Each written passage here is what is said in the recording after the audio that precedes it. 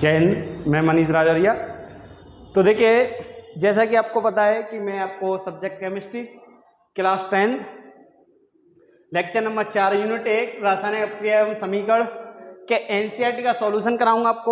आपके जितने भी एनसीईआरटी क्वेश्चन हैं उन सभी को हल करेंगे। तो देखिए, इसके लिए आपको थोड़ा सा मेहनत करना है। आपको पिछले वीडियो को रेगुलर देखना है और पूरा देखना है, जिससे ही आपकी ये सारे क्वेश्चन क्लियर होंगे और आपका कोई भी डाउट नहीं बचेगा। कोई भी डाउट बचता है तो आप कमेंट के द्वारा बता सकते हैं हमें। यदि कोई भी चीज़ समझ में नहीं आ रही है तो भी आप बता सकते हो, लेकिन आप पहले वो दोनों तीनों वीडियो देख लो। इसके बाद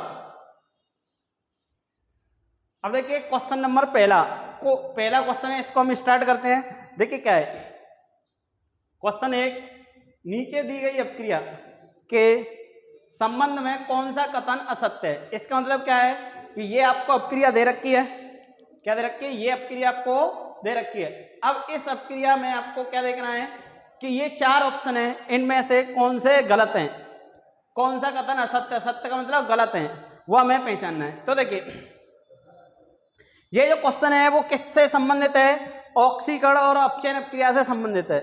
या हम कहें अपचयन या ऑक्सीकारक, या हम कहें ऑक्सीकरण या अपचयक या उपचयन, उसी से संबंधित है जो 2 अपक्रिया हमने इससे पहली वीडियो में पढ़ चुके हैं। तो देखिए, अपक्रिया है 2PbO, जिसको बोलते हैं lead oxide plus carbon, lead plus carbon dioxide.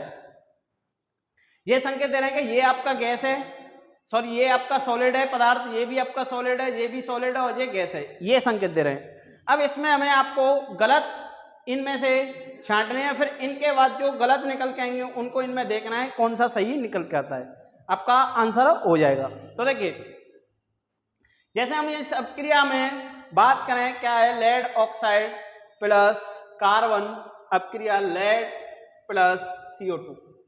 तो देखिए क्या कह रहा है, सीसा अपचयित हो रहा है।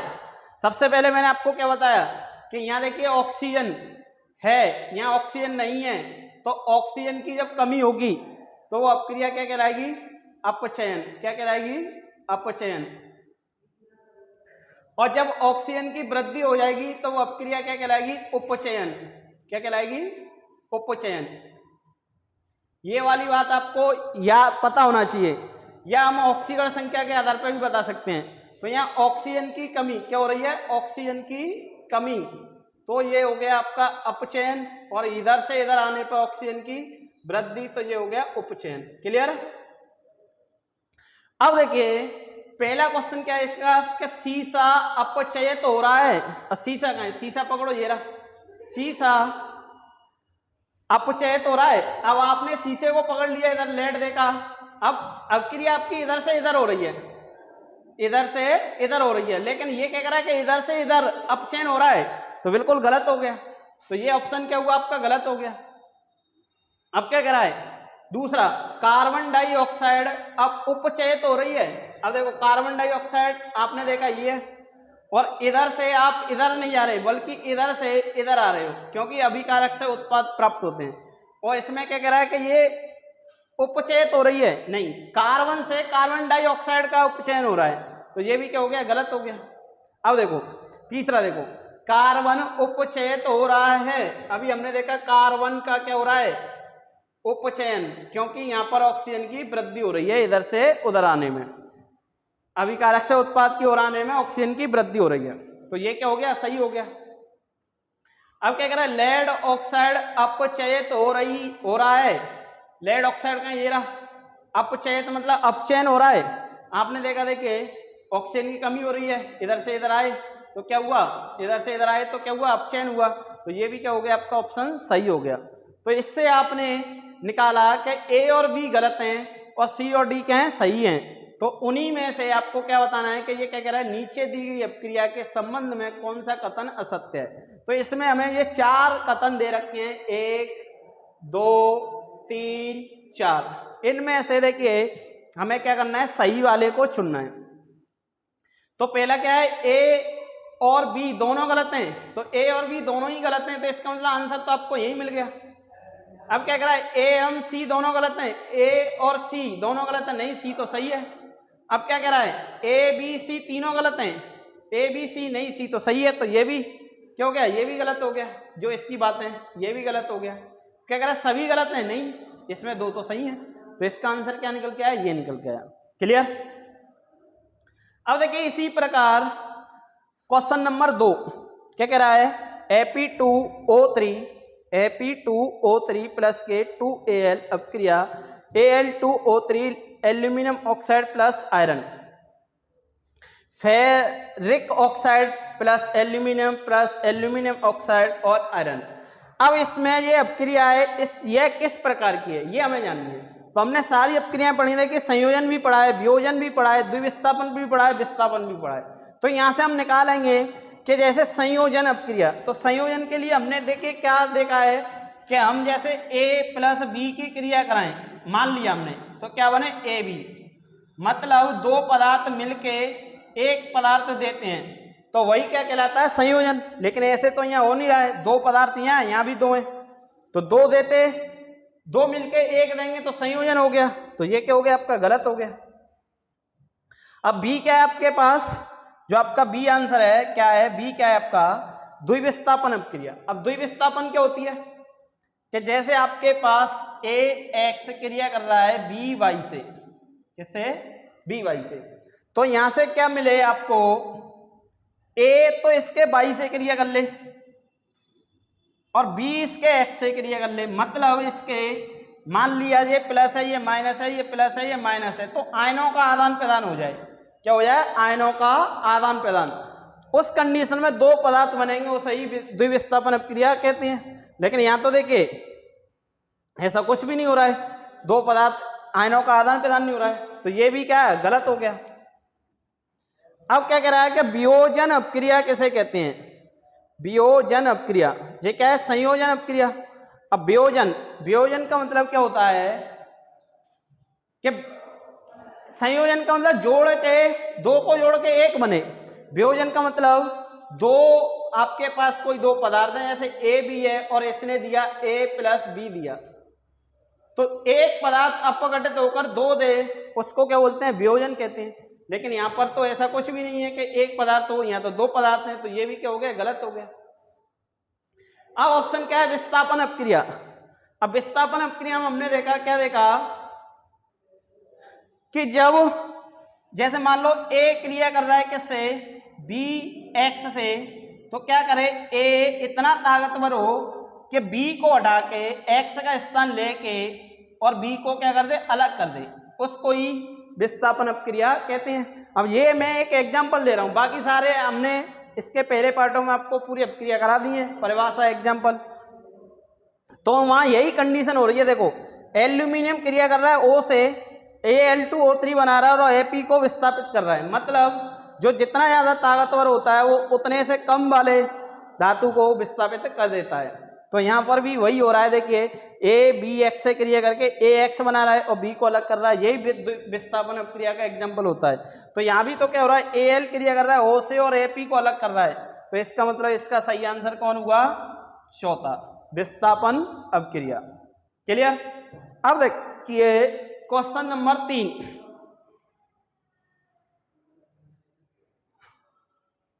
तो देखिए मैं समझता हूं आपको ये सारे क्वेश्चन समझ में आ रहे होंगे। अब देखिए क्वेश्चन नंबर 3 क्या कह रहा है कि लोह चूड़ पर तनु हाइड्रोक्लोरिक अम्ल डालने से क्या होता है, सही उत्तर पर निशान लगाइए। अब लोह चूड़ आपको पता होना चाहिए, तभी तो आप कर पाओगे। तो लोह चूड़ क्या होता है, एपी, क्या होता है, एपी, तनु हाइड्रोक्लोरिक अम्ल। अब तनु हाइड्रोक्लोरिक अम्ल क्या होता है, HCl। अब ये क्या कह रहा है, क्या होगा इस पे आप ऐसा करोगे, तो उसके लिए ये चार ऑप्शन है, उन पर सही का निशान लगाना है। तो आपको ये वाली बात पता है, क्या पता है कि Ap ज्यादा क्रियाशील होता है हाइड्रोजन से और इसको होता है माइनस के चार्ज, तो Ap तो क्रिया करेगा Ap से और क्या बनाएगा, ApCl2 या Cl3, कुछ भी बना सकता है क्योंकि इस पे दो चार्ज होते हैं। और हाइड्रोजन को क्या करेगा, भगा देगा। तो हाइड्रोजन जब भी निकलती है किसके रूप में निकलती है, H2 के रूप में। ये हमने कुछ पॉइंट बताए थे आपको अभिक्रिया करने के, कि जब भी कोई अम्ल किसी भी किसके अम्लों के संपर्क में कोई भी धातु है सक्रिय, तो वो क्या करेगी, उसमें से हाइड्रोजन को विस्थापित करेगी H2 के रूप में। तो यहाँ हमें वही देखने को मिल रहा है कि हाइड्रोजन को विस्थापित किया H2 के रूप में। तो यहाँ से देखिए हमें क्या मिला कि आयरन क्लोराइड मिला और हाइड्रोजन गैस मिली। अब यही हमें देखना है, बैलेंस करेंगे तो 2 यहाँ 2 यहाँ 2 यहाँ। अब यही हमें इन चारों में से देखना है कि ये वाली बात कौन सा आपको ऑप्शन कह रहा है, जो कह रहा है वही सही हो जाएगा। तो देखिए पहला क्या कह रहा है कि हाइड्रोजन गैस एवं आयरन क्लोराइड बनता है। तो देखिए ये हाइड्रोजन गैस ये रही एवं आयरन क्लोराइड बनता है, आयरन क्लोराइड ये रहा। तो देखिए पहला ऑप्शन यही आपका सही हो गया। अब बाकी तीनों को और पढ़ लेते हैं। क्या कह रहा है, क्लोरीन गैस एवं आयरन हाइड्रोक्साइड बनता है। तो देखिए बात समझो, इनको आप वैसे ही देख के ही गलत कर सकते हो, आपको अपक्रिया नहीं आती। क्या हाइड्रोक्साइड क्या होता है, OH माइनस। जब इस पूरे के अंदर OH नहीं है, O नहीं है, तो ये हाइड्रोक्साइड कहां से बन जाएगा, तो ये तो गलत हो गया। अब क्या करा, कोई अपक्रिया नहीं होती है, अपक्रिया तो हो रही है, क्योंकि सक्रिय धातु क्रिया हमने अम्लों से पढ़ाई है आपको, क्या होता है हाइड्रोजन विस्थापित करके लवण बनाते हैं, तो ये भी गलत हो गया। अब अगला क्वेश्चन क्या कह रहा है कि आयरन लवण एवं जल बनता है। तो जल देखिए, जल में भी H2O होता है, जब इसके अंदर ही O नहीं है तो जल कहां से बन जाएगा, तो ये भी क्या हो गया, ये भी गलत हो गया। तो इस प्रकार मैं समझता हूं ये तीनों क्वेश्चन आपको बहुत ही अच्छे से समझ में आए होंगे। अब देखिए इसके बाद क्वेश्चन नंबर 4 की ओर चलते हैं।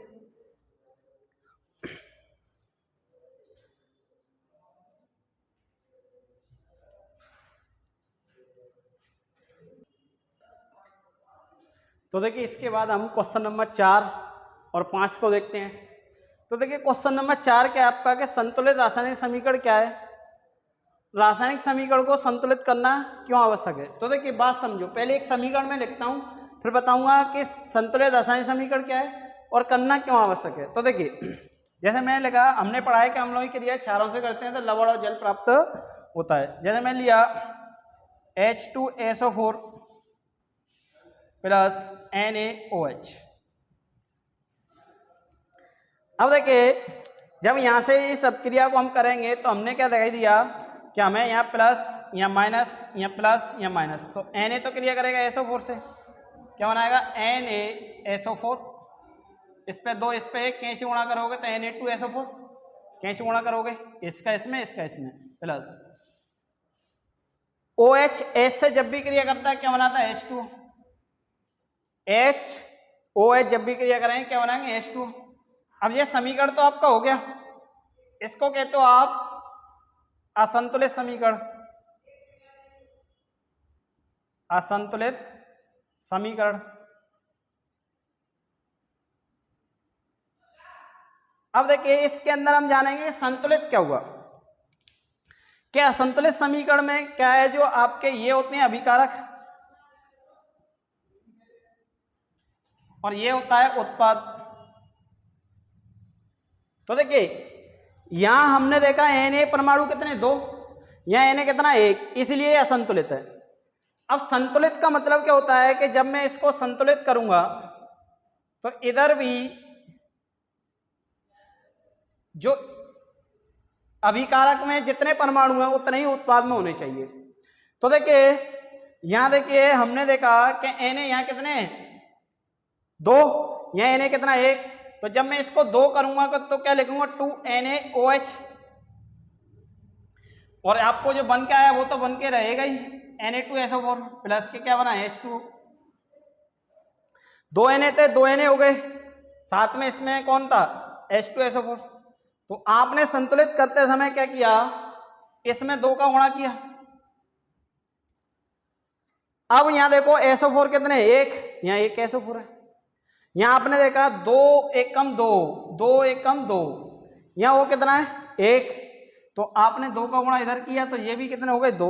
अब 2 दूनी 4H, 2 एकम 2 और 2 4।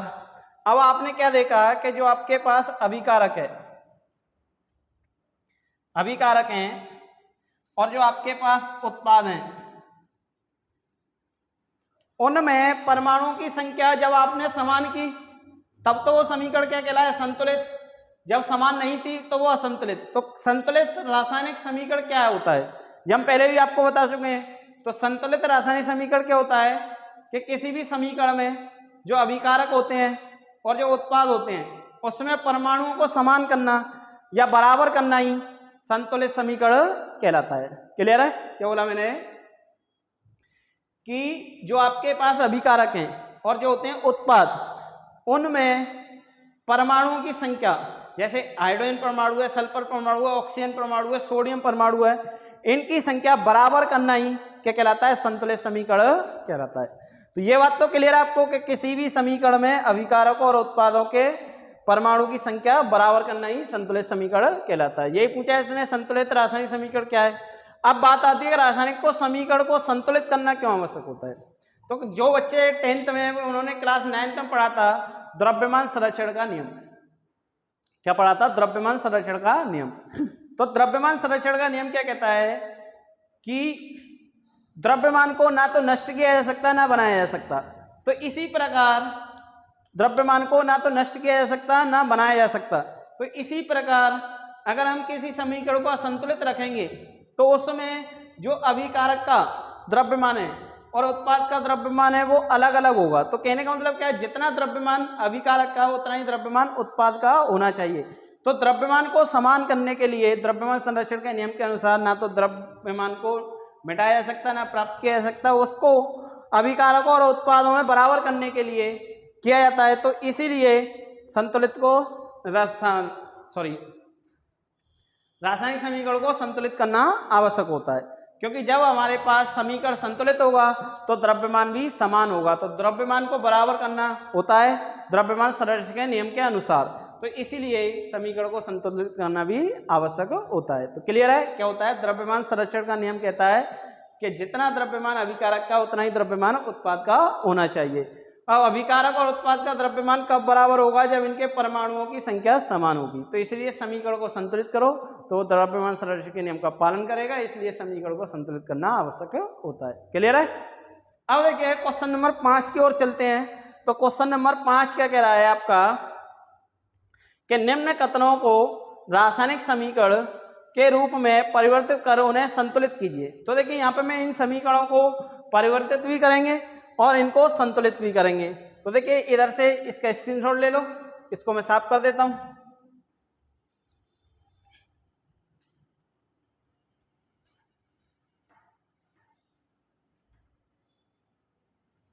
तो देखिए पहला क्वेश्चन क्या कह रहा है, इसका क्वेश्चन ए क्या कह रहा है, देखो पढ़ो।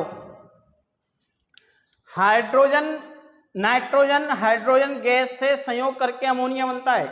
तो नाइट्रोजन क्या होता है आपका N2। जब देखिए बात आती है गैस की तो N2, जब नाइट्रोजन परमाणु तो N, हाइड्रोजन परमाणु तो H, हाइड्रोजन गैस तो H2। क्या कह रहा है, संयोग करके, मतलब इन दोनों की क्रिया करके क्या बनना है, अमोनिया बनना है। तो देखिए आप क्या करते हो कि यहां से N पे माइनस H पे प्लस, तो आप क्या करोगे H N, इस पे 3 चार्ज, इस पे 1, तो H3N। लेकिन H3N ही बनता है, लेकिन इसका जो मुख्य रूप से लिखते हैं इसको N3H, यही प्रोडक्ट को हम क्या लिखते हैं NH3। देखिए अभी था H3N, यही लिखा है मैंने NH3। तो वो कह रहा है अमोनिया। तो अमोनिया का जो सूत्र होता है वो ये होता है, क्या कह रहा है कि नाइट्रोजन हाइड्रोजन गैस से संयोग करके अमोनिया बनता है। तो अमोनिया बन गया। अभी क्या कह रहा है कि इसको परिवर्तित करने के बाद उन्हें संतुलित भी कीजिए। तो देखिए समीकरण तो हमारा बन गया। एक बात और समझो कि नाइट्रोजन हाइड्रोजन या क्लोरीन ब्रोमीन किसी भी गैस की बात कर रहा है तो द्विपरमाणु अणु के रूप में रहेंगे, जैसे N2H2, oxygen gas O2, nitrogen chlorine bromine तो Cl2 Br2। क्लियर? अब देखिए इसको हम बैलेंस करेंगे। स्थायी परमाणु, स्थायी अणु इसमें ये होता है NH3, तो इसलिए NH3 लिखते हैं। क्लियर? अब बैलेंस करेंगे तो देखिए यहाँ नाइट्रोजन परमाणु कितने हैं, 2, यहाँ कितना 1। तो आपने क्या किया, इसमें 2 का गुणा कर दिया, 2 हो गए। अब 2 तिया 6H, तो आपने देखा यहाँ 2 हैं, 3 दूनी 6H। अब ये संतुलित हो गया तो आपका यही कह रहा था इसमें कि परिवर्तित कर उन्हें संतुलित कीजिए। अब देखिए दूसरा इसका बी क्या कह रहा है, इसका बी क्या कह रहा है कि हाइड्रोजन सल्फाइड गैस। तो पहले तो आप हाइड्रोजन सल्फाइड का सूत्र लिखना आना चाहिए। हाइड्रोजन क्या होता है H, सल्फाइड क्या होता है S, इस पे 2 चार्ज इस पे 1, तो H2S सूत्र बना प्लस गैस का वायु में दहन होता है, वायु O2 दहन होने पर क्या कह रहा है कि जल एवं सल्फर डाइऑक्साइड बनता है। तो देखिए HO से क्रिया करेगी तो क्या बनाती है HO, इस पे 2 चार्ज इस पे 1, कैंची गुणा करेंगे H2O, और SO से क्रिया करेगी तो क्या बनाती है SO2, इस पे 4 इस पे 2, 2 से 2 कटे गए तो SO2, इस पे 4 होता है इस पे 2 होता है। अभी आप कहोगे 4 कैसे, तो वो देखिए आगे जाके आपको पता चलेगा। इनकी कई अवस्था होती है, उस अवस्था के आधार पर इसकी सल्फर की ऑक्सीकरण संख्या या संयोजकता 4 भी होती है, ऑक्सीकरण संख्या की बात करें तो। अब देखिए ये आपने बना दिया कि जल एवं सल्फर डाइऑक्साइड बनता है, बन गया। ये आपका हाइड्रोजन सल्फाइड गैस था, दहन किया ये और ये बनाना था। अब क्या कह रहा है इसको संतुलित और कीजिए। तो संतुलित करने के लिए देखिए यहाँ O कितने हैं 2, यहाँ देखिए 1 ये रहा, 2 ये रहे, 3, तो 3 है। तो देखिए पहले इनको सम करना पड़ेगा। तो सम कैसे हो सकते हो, जब आप यहाँ पे 2 का गुणा करोगे। अब जैसे ही आपने 2 का गुणा किया 2 दूनी 4 H हो गए, यहाँ H कितने 2, तो आपने यहाँ 2 का गुणा कर दिया, 2 दूनी 4 H हो गए। अब 2 का इसमें गुणा करते ही S कितने हो गए, देखो 2 1 कम 2, 2 S हो गए। आपने यहाँ 2 का गुणा किया 2 S हो गए। अब देखा आपने वो जाके के 2 1 कम 2 और 2 दूनी 4, टोटल कितने हो गए इधर 6, तो आपने क्या किया 3 दूनी 6, तो समीकरण हो गया आपका संतुलित। देखिए किसी भी अपक्रिया या समीकरणों को सीखना बहुत ही सिंपल सी बात है, बस आपको क्या करना पड़ेगा, थोड़ा सा अभ्यास करना होता है, तभी आप सीख पाओगे। रसायन पढ़ने का मतलब ही अभ्यास है, आपको अभ्यास नहीं कर पाओगे तो आपको अपक्रिया नहीं आएंगी। अब देखिए अगला क्वेश्चन क्या है, एल्यूमिनियम सल्फेट के साथ अभिक्रिया कर barium chloride, aluminium chloride barium मतलब एल्यूमिनियम सल्फेट के साथ अपक्रिया कर, कौन कर रहा है बेरियम क्लोराइड, तो क्या बनाना है एल्यूमिनियम क्लोराइड एवं बेरियम सल्फेट बनाता है। तो सबसे पहले हमें एल्यूमिनियम सल्फेट का सूत्र बनाना आना चाहिए, एल्यूमिनियम सल्फेट। तो एल्यूमिनियम सल्फेट का सूत्र क्या होता है Al, एल्यूमिनियम सल्फेट SO4। अब इस पे 2 4 इस पे 3, तो कैसे गुणा करोगे तो 2 इधर और 3 इधर।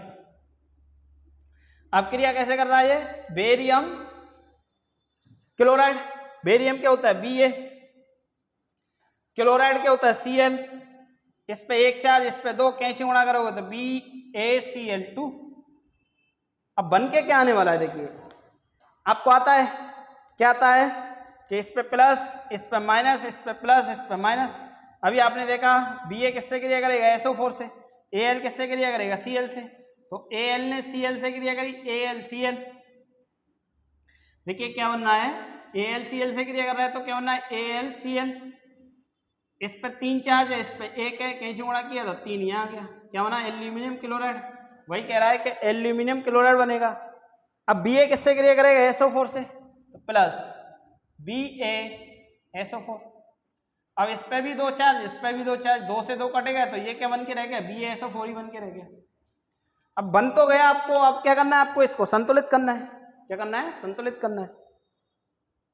तो देखिए आपने संतुलित किया कि यहाँ एल्यूमिनियम कितने 2, यहाँ एल्यूमिनियम कितना 1, तो वही मैंने बताया आपको, क्या बताया कि सबसे पहले जहां आपको हाइड्रोजन ऑक्सीजन ज्यादा है तो वहां अन्य परमाणुओं को आप संतुलित कर लो।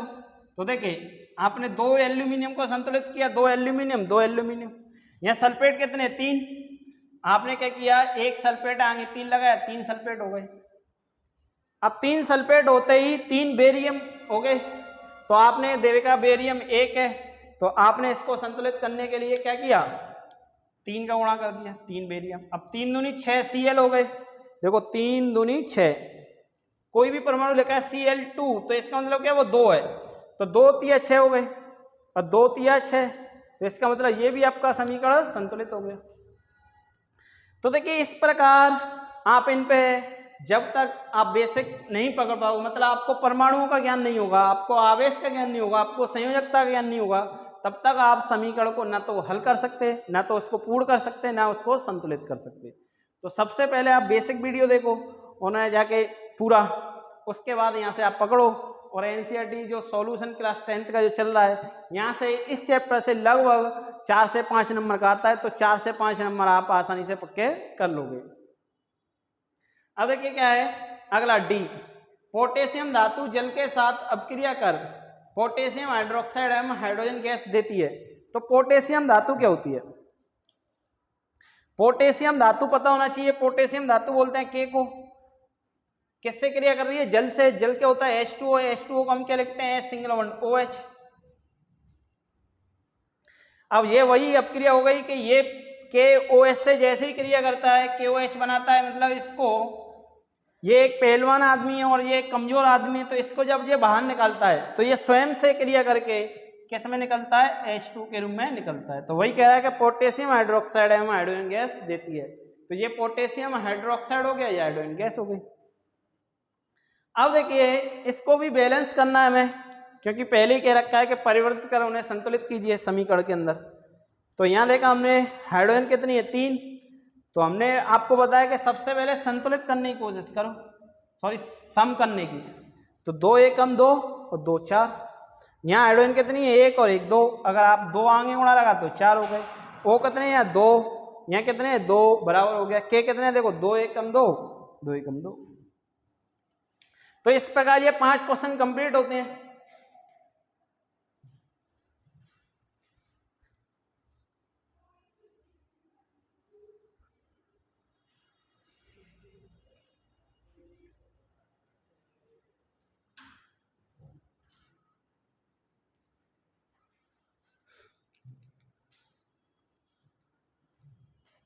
अब देखिए इसके बाद है क्वेश्चन नंबर 6। क्या कह रहा है? निम्न रासायनिक समीकरणों को संतुलित कीजिए। अब देखिए ये आपके लिए कितनी सिंपल बात है कि आपको समीकरण पहले से ही हल करके दे दिया, अभिकारक और उत्पाद, उसको केवल क्या करना है? संतुलित करना है। तो संतुलित के लिए मैंने आपको पहले बताया कि पहले हाइड्रोजन ऑक्सीजन को छोड़ दो, बाकी अन्य परमाणु को देखो और उन्हें आप क्या करो? संतुलित करो। तो उन्हें संतुलित करोगे तो हाइड्रोजन ऑक्सीजन हो सकता है या तो वैसे ही संतुलित हो जाएंगे या फिर उनको उनमें से किसी एक को देख लो। तो आपने देखे यहाँ देखा हाइड्रोजन को छोड़ के पूरा नाइट्रेट होता है NO3, ये पता होना चाहिए NO3 नाइट्रेट है। यहाँ आपने देखा नाइट्रो 3 पे उल्टा आई लग रहा है, मतलब यहाँ 2 है यहाँ 1 है। तो आप संतुलित कर रहे तो क्या करोगे? इसमें 2 का गुणा। देखिए अभी भी जिनको नहीं आ रहा है तो इसके बेसिक की दोनों वीडियो जाके देख लो, वहाँ बहुत सारे आपको एग्जाम्पल कराए हैं, आप वहाँ से आसानी से सीख सकते हो। अब आपने देखा कैल्शियम, कैल्शियम 1 है बराबर है। अब आपने देखा देखिए 2H, तो ये रहे 2H कितने हैं यहाँ? 2H इसके अंदर और 2H ये रहे इसके अंदर, टोटल कितने हो गए? 4H। कितने हो गए? 4H। अब इधर H कितने? 2। अब मैं कहूँ ये बराबर कैसे होंगे? तो आप कह रहे हो कि 2 का गुणा कर दो, 2 दूनी 4 हो गए। अब जब हाइड्रोजन बैलेंस हो जाएगा तो ऑक्सीजन अपने आप हो जाएगा। देखो 2 1 कम 2, इसमें ये तो नाइट्रेट में चले गए, यहाँ देखो 2 1 कम 2 बराबर हो गया। अब आपने इसमें देखा, इसमें Na कितना है? 1, इसमें Na कितना है? 2। तो आपने सोडियम को देखा, उधर 2 है इधर 1 है, तो आपने क्या किया? 2 का गुणा किया। आपने देखा सल्फेट कितना है? 1, यहाँ कितना है? 1, पूरा सल्फेट देख रहे हैं, SO4 देख रहे हैं, O और S नहीं देख रहे, पूरा देख रहे हैं सल्फेट SO4। क्लियर? अब फिर वही ऑक्सीजन देख लो, हाइड्रोजन। तो आपने देखा यहाँ 2 हाइड्रोजन ये रही और 2 हाइड्रोजन ये रही, टोटल कितने हाइड्रोजन है? 4। अब यहाँ हाइड्रोजन कितनी है? 2। तो आपने क्या किया? 2 का गुणा किया, 2 दूनी 4 हो गई। अब यहाँ आपने देखा 2 1 कम 2 है और यहाँ देखो 2 1 कम 2 हो गया संतुलित। तो संतुलित करना बहुत ही सिंपल सी बात है, बस आपको क्या पता होना चाहिए? परमाणु देखना आना चाहिए कि इसमें कौन सा परमाणु है और कितना है। अब देखा आपने यहाँ सोडियम कितना है? 1, यहाँ सोडियम कितना है? 1, तो ये बराबर है। आपने देखा यहाँ नाइट्रेट कितना है? 1, यहाँ नाइट्रेट कितना है? 1, तो ये भी बराबर है। आपने देखा यहाँ क्लोरीन कितना है? 1, यहाँ क्लोरीन कितना है? 1, ये भी बराबर है। आपने देखा सिल्वर कितना है? 1, यहाँ भी 1। कहने का मतलब क्या होगा कि ये समीकरण आपका पहले से ही संतुलित है। अब देखिए आगे आप जब डी पर आए तो आपने क्या देखा? मैंने वही बताया कि यहाँ देखो बेरियम कितना है? 1, यहाँ बेरियम कितना है? 1, तो मतलब ये संतुलित है। यहाँ आपने देखा सल्फेट कितना है? 1, यहाँ भी सल्फेट कितना है? 1, तो ये भी बराबर है। अब देखा आपने क्लोरीन कितने? 2, यहाँ आपने क्लोरीन देखा कितना है 1, आप क्या करोगे 2 का गुणा कर दोगे, हो गया। क्लोरीन 2 हो गए तो हाइड्रोजन भी 2 हो गए, और यहाँ हाइड्रोजन पहले से 2 है। तो कहने का मतलब क्या हुआ कि इन सभी समीकरणों को हमने संतुलित कर लिया। अब देखिए इसी प्रकार हम पूरा अभ्यास खत्म करेंगे, लेकिन आपको यदि समझ में नहीं आ रहा है तो आप इसकी तीनों लेक्चर देख लो और बेसिक की वीडियो देख लो, उसके बाद ये समझ में आने लग जाएगा। और तो देखिए यहाँ पर हमने आपके 6 क्वेश्चन कंप्लीट कर दिए। इसके बाद आगे के क्वेश्चनों को लेके मिलते हैं अगली वीडियो में। और देखिए इन क्वेश्चनों को समझने के लिए आपको इस चैप्टर की तीनों वीडियो देखनी पड़ेंगी, पार्ट 1, पार्ट 2, पार्ट 3। और इसके अलावा अगर अपक्रिया और समीकरण सीखने हैं तो आपको इसके बेसिक वाली दोनों वीडियो अपक्रिया के बनाने के जो समीकरण है वो भी वीडियो देखनी पड़ेंगी। तो इस प्रकार आपको आगे पढ़ने के लिए या आगे क्वेश्चन करने के लिए वीडियो को पूरा देखना होगा। और वीडियो पसंद आती है तो वीडियो को लाइक करो, शेयर करो ज़्यादा से ज़्यादा, जिससे मैं बार बार आपको कह चुका हूँ कि और भी बच्चों का थोड़ा अच्छा हो सके। और चैनल को सब्सक्राइब कर लो।